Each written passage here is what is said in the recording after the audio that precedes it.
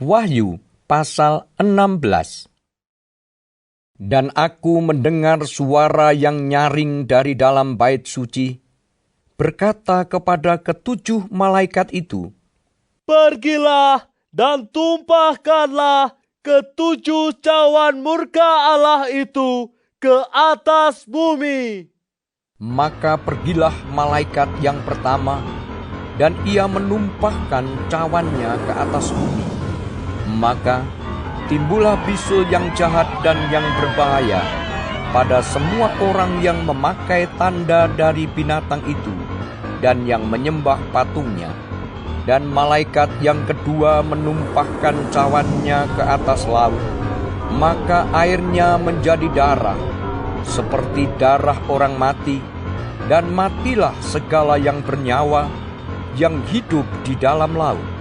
Dan malaikat yang ketiga menumpahkan cawannya atas sungai-sungai dan mata-mata air, dan semuanya menjadi darah.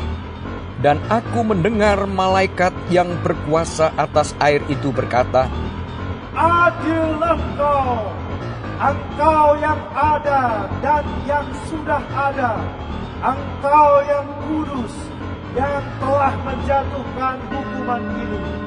Karena mereka telah menumpahkan darah orang-orang kudus dan para nabi, engkau juga telah memberi mereka minum darah.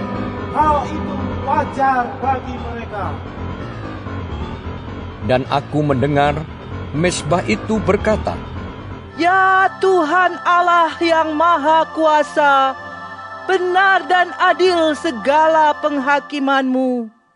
Dan malaikat yang keempat menumpahkan cawannya ke atas matahari, dan kepadanya diberi kuasa untuk menghanguskan manusia dengan api, dan manusia dihanguskan oleh panas api yang dahsyat.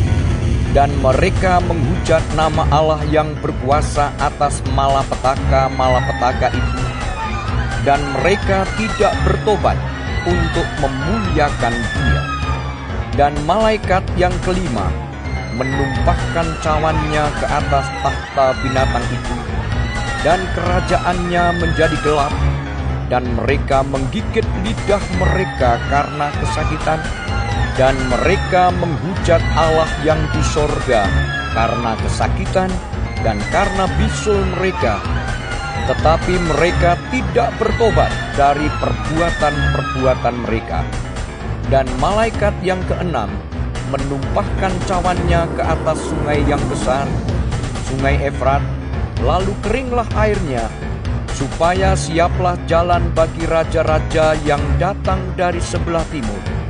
Dan aku melihat dari mulut naga, dan dari mulut binatang, dan dari mulut nabi palsu itu, keluar 3 roh najis yang menyerupai kata.